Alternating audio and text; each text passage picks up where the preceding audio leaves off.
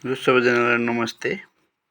आज म चाहिँ यो फिजम सेकेन्ड टर्म एक्जामिनेसन 2081 को एउटा क्वेसन छ सिम्पल मेसिनसँग रिलेटेड। यो क्वेसन चाहिँ गर्न गइरहेछु। ओके, यहाँ मैले कपीमा क्वेसन सारेँ।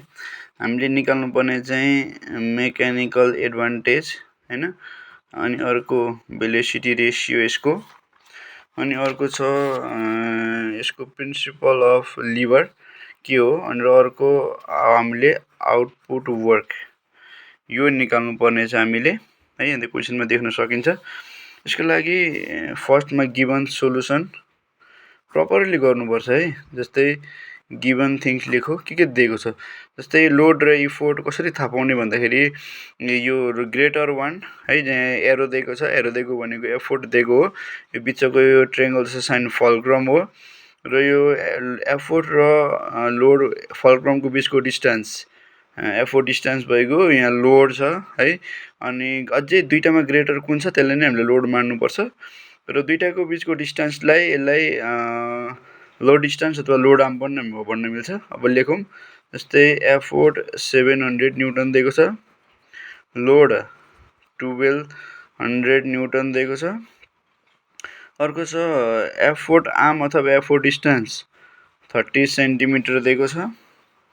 अर्को छ लोड डिस्टेन्स हामीलाई 15 सेन्टिमिटर दिएको छ। निकाल्नु पर्ने फर्स्ट क्वेसनमा MA = वाट भन्ने छ। वी नो, हामीलाई थाहा छ MA को फर्मुला। हामीलाई MA को फर्मुला भनेको सबैजना थाहा हुनुपर्छ है।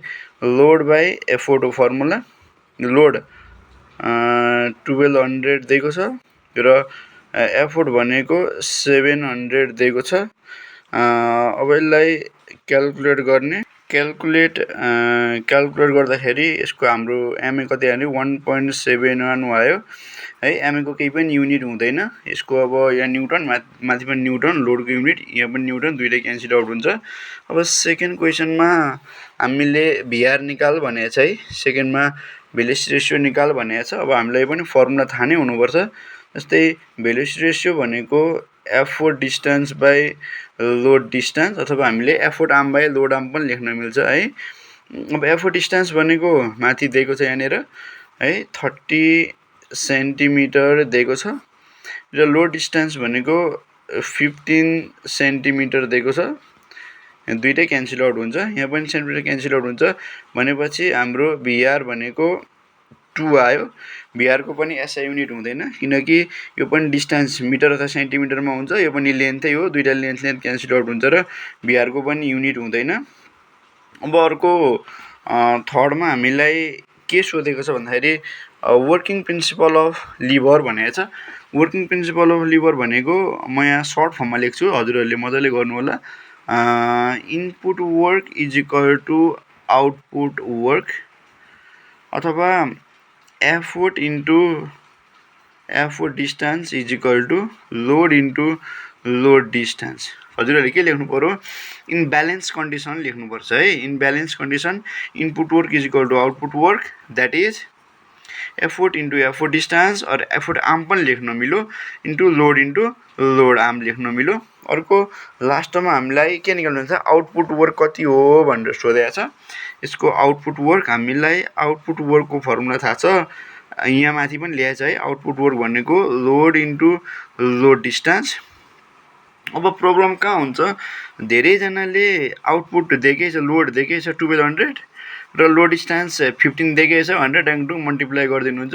त्यस्तो गर्नु हुँदैन, किनकि लोड भनेको न्युटनमा छ, SI युनिट हो, र लोड डिस्टेन्स सेन्टिमिटरमा दिएको छ, यो CGS सिस्टम हो। र SI र CGS सिस्टम हामीले मल्टिप्लाई गर्नु हुँदैन, मिल्दैन पनि, एउटै युनिटमा ल्याउनुपर्छ। सो एउटै युनिटमा ल्याउनको लागि यसलाई हामीले 100 ले डिभाइड गरिदिने। 100 डिभाइड गर्दाखेरि लोड भनेको 1200, लोड डिस्टेन्स भनेको यसलाई 100 डिभाइड गर्दाखेरि 0.15 आउँछ। दुईटालाई मल्टिप्लाई गर्दाखेरि हाम्रो एन्सर चाहिँ 180। अब यहाँ हेर्नु है, यसको युनिट न्युटन, यसको युनिट मिटर। न्युटन मिटर भनेको जुल हो। न्युटन मिटर भनेको हामीले जुल लेख्न मिल्छ है। वर्कको युनिट डाइरेक्टली थाहा हुनुपर्छ जुल, अथवा फोर्सको युनिट न्युटन, यो मिटर। यहाँ कन्फ्युजन हुनु भएन है, धेरैजनाले मिस्टेक गर्नुहुन्छ यहाँनिर।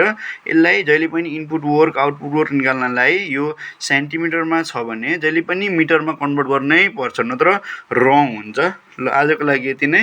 अब यस्तै यस्तै अरू भिडियोहरू हेर्नको लागि मलाई प्लिज सब्सक्राइब फलो गर्नु होला।